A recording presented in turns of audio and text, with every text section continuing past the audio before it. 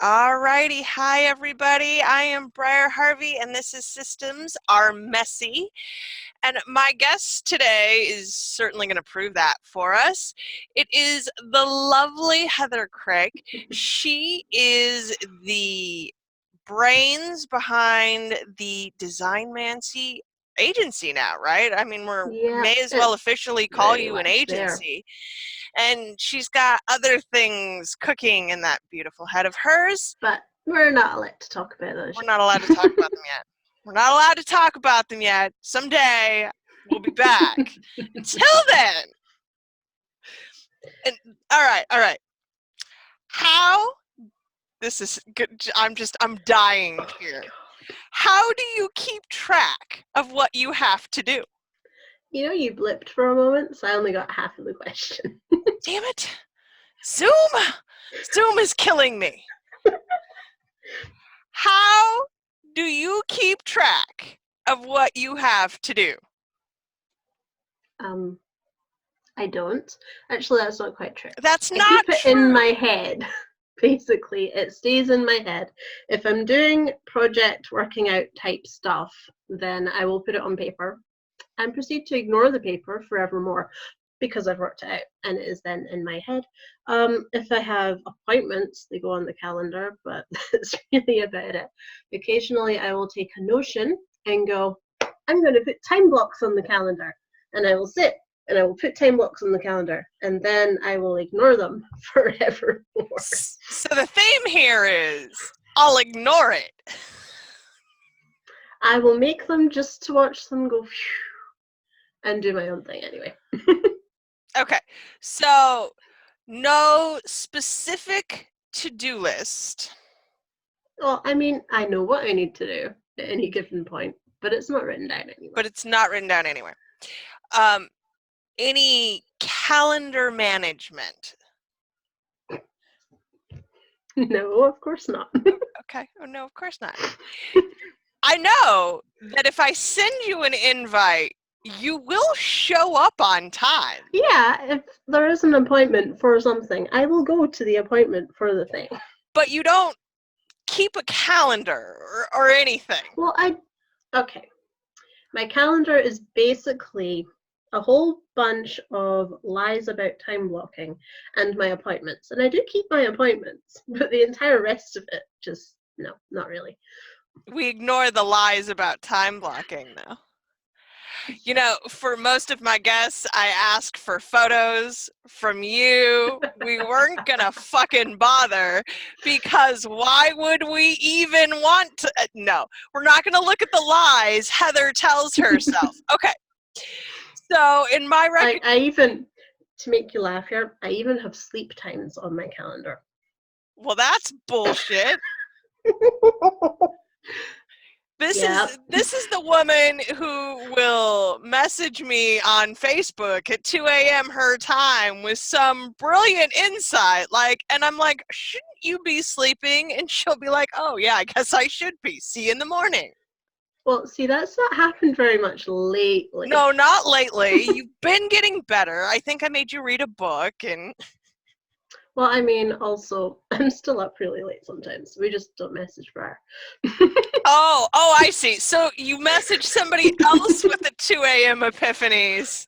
No, they get written down in my notes app on my phone. And then ignored. Got it. That's the theme here. No, if it makes its way into my notes app, it actually has a decent chance of being done because it's usually project-based stuff. Oh, well, see, there is a system. Okay. It's not a task system, though. That's like lore for the thing we can't talk about. When I talk about project management as a rule, I find really there are three completely separate components. So there is task management, which you mostly ignore. Don't care. There is calendar management, which you ignore-ish. I mean, you make your appointments, and honestly, I don't know that we have ever had a call scheduled that you've not been there for. Or unless we've had something happen. Unless something happened. I can't make it. You don't. I don't miss my appointments. No. But the third part then is how we collect and process all of the information. And you do I have a do a system for bit. that. I'll do some free writing sometimes in my notes app. The other thing I use my notes app for is if I have had a great idea for one of my many things, and I'll just sit and write the idea, and then it will make its way to something. But yeah, I started doing that about 4 months ago now, maybe. I don't do it all the time, just for some things. But there is at least a semblance of a process whereby the information from your head goes into the notes app, and then from there It goes really to... depends what it is. If it's project-based stuff, it goes into project stuff that I'm doing. If it's the free thought stuff, I will occasionally check back in, because usually when I'm doing that, I'm writing down like issues and blocks and barriers, and then I go back in and I fix them. Right. And then that's what goes into my internal to-do list to be done. So tell me more about your notes then. Do you delete old ones? Do you archive? So there's just like I your have email categories. inbox. Yeah, basically I keep them You keep them because I like them. Okay. And I do actually go back and read my notes sometimes. Okay, that's helpful. That's Shockingly. a review process. Absolutely. That's a thing. Okay. Mostly because I'm hilarious, I will point out. But they get read again. So when you do that review kind of process kind of thing, what comes out of the readings? Do you find that there are things that go to the internal task list? Oh no. See, once it goes to the internal task list at the time of writing, it stays there, right? Occasionally what I'll do is I will let things fall out of my constant awareness, aka I'll start ignoring them till they fix themselves. And then when I'm reading back in my notes, I'll look at things and go, oh, that did actually happen. Well done, me.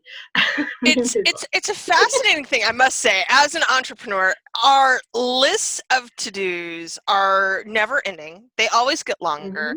Every fucking day, I start the day, I have a list of things to do. I inevitably don't finish them, and it gets migrated into the weekly list, which just gets longer and longer and longer and longer and longer. See, I That's don't true for do all any of of that us. shit. Yeah, and that's why. Because for you, and I think for some people, you'll find that when you go back, you'll go, oh, yeah, I can check all that shit off. It did happen. Yeah. But that's the importance, I feel, of doing a review kind of process, because you do find those things.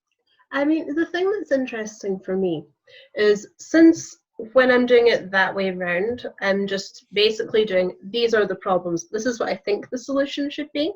Okay. When I get back to it, more often than not, I'll find I've fixed the problem or eliminated the need for a solution to the problem, rather than having done the... And now my internet glitched. That was you. Fun. That was you that time. That was me that time. Anyway, no, so I'll go back to it and I'll find that, you know, the problem will have been eliminated, or the need for a solution will be gone, and it won't necessarily be the way I thought it would be, but it's kind of why I like just leaving things to do stuff. So I ask my guests, and I'll ask you, your answer is going to be different. How often do you feel like things are slipping through the cracks? Well, that's a fun question, because obviously there is no formal review. If I have to do client work, which I am slowly phasing out of me having to do personally, I know when things are starting to slip through the cracks, because I have set deadlines. And if they are not being met, they usually are, but if they're not being met, or if I'm getting close to them, I get panicky, and it's not fun for anybody. And you keep all those deadlines in your head? Yeah. They just live and hang out there. Well, and I tell my assistant, but they're in my head, and they're there telling me all the time, by the way, you had planned on finishing this by now. Okay, now that does bring up, does your assistant have to remind you of deadlines? Nope. No, I didn't think so. I did I not never need check came reminded up. of those. Mm-mm. More often than not, I'm likely to remind her when we get to a few days before. I'm like, where's my shit? Basically. So there's an internal timer that just goes off in your head, like this is coming up now, Yeah, and that and just especially with client work. Occasionally it'll happen with other things if I'm planning on doing lunches or whatever. But because it is quite a hardline thing, and I don't particularly like working with hardline things very much, I don't do that for a lot of things. If it doesn't have to have a hard deadline, I don't give it one. And things do still get done at some point, at some. but they get done in line with what the priorities are, as opposed to the time element. Okay. Okay. I gotta tell you, honestly, not like this is gonna shock you, but just listening to some of this shit is giving me anxiety. Well, yeah, it would, but it works better for me. But it works great for you. So, what do you wish you could do better in terms of your project management? Not have clients. That's not about project management. No, but if I negate the need for that, right, then I don't have to work to deadline ever. That's a fascinating insight and really does fall in line with the way that you like to work. So, Yeah. what I'm hearing you say is that you are working towards engineering things so that that's gone and you never have to work towards a deadline. So, you're never going to launch either, really, are you? Well, I might. There's occasions where I would probably want to launch, right? But I'm not going to ever be on a constantly launching timetable thing. I have tried that, and it works okay, but it's not my favorite by anyone's stretch of the imagination. So no, it's not something I plan on doing. I do have a year-long sort of marketing calendar, which I also half ignore. To be fair, I you make write it it. down and you ignore it. It seems to It be. still happens more or less, Mhm. but I ignore it actively. And that has things like times where I'm doing lead generation or promotion or whatever, and they just sort of blend through, and I adjust it as we go. And that's fine. That doesn't feel quite as deadliney to me because they're rhythms as opposed to it Yes. must be done by now. Mhm. And I think the thing with me is I don't like being time bound. I like being priority bound, but I don't like being time bound. But you feel your priorities internally. This was something Mm-hmm. I was having a conversation with Shanna Mann the other day, and we were talking about internal priorities, of Yeah. which she has many, but that's how she determines her project management. And I think that it really works well if you don't do well with the super structured projectized system, because you can say, this is my guiding star. This is the Mm-hmm. direction that I would like to go. Well, and the thing is, I have done the super strict Mhm. project thing before. I had to do it in college, and it was fine. I burned out hardcore because I am pathologically incapable of doing multiple projects at a time to a standard that would allow that to happen in the same time frame. By which I mean, um, my curriculum head actually told me to stop trying to do War and Peace in advert form on every class because I did not physically have the time to do it. So, final year was fun, but this, in terms of how that feels, it's really stressful, really full on. I'm not good at self-care when that's going on at all. So no, that's not the system I build for myself. No. And what's important, and the reason I'm doing this and the thing I want people to take away is that your system it's for you. It's not for anybody else. It doesn't have to work for anybody else. It has to work for you. This is your thing. I realize my face does funny things when you're talking about your system, but it's your system, baby. So tell me, I know. in this system, what do you do really well? What do you do better than anyone else? Priorities. Tell me more. Like, if it is not a priority to me at a given time, it is not happening. If it is a priority, it will happen. It will happen quickly. And I Ability don't to say forget no. I don't forget stuff I want to be doing either. So even if it sits there for a while, it'll still get done when it becomes a priority. So We were one of talking the about your things, website. Give me that example. well, okay, for example, I have been wanting to redo the copy on my website for about a year and a half now, actually, if we're being honest here. And I have not done the thing. And, for the last year and a half, there have been reasons that wasn't the top of the list, even though, objectively speaking, it probably should have been, but it wasn't. It was just not the top of the list. And I sat today and I did like 2/3 of it because it suddenly was. And then it got done. And that was that. And I saw, I don't know, something the other day about the amount of time it takes, right, to procrastinate something versus doing the thing. Here's to the year and a half you procrastinated. It wasn't This actively 20-minute task. procrastinating, though. But That's the thing. I that's just went, exactly okay, right. this is something I want to do. When it's a priority, it'll get done. Occasionally I angst about my priorities, but that's a different story. No, it's not a different story. Tell me more. Tell me about what that works like. So occasionally what will happen is my internal priorities will be pretty much spot on for what I actually want to be doing. But the things that will get me results are different priorities. And so I will sit and angst and be like, but these are the priorities I should have. Without fail, they will never get done. So it doesn't actually interfere with my priority system one bit. It just sits there and goes. No, it creates a sense of obligation, but the reality is you seem to be very clear about what the end result is going to be and how to get there in a sense. Oh yeah, it's like the entirety of this year up until yesterday, I had posted on Instagram twice, and I was okay with that. And then yesterday I had this burning need to post on Instagram. So I did. Have fun with Instagram. Yeah, it's a thing. Anyway.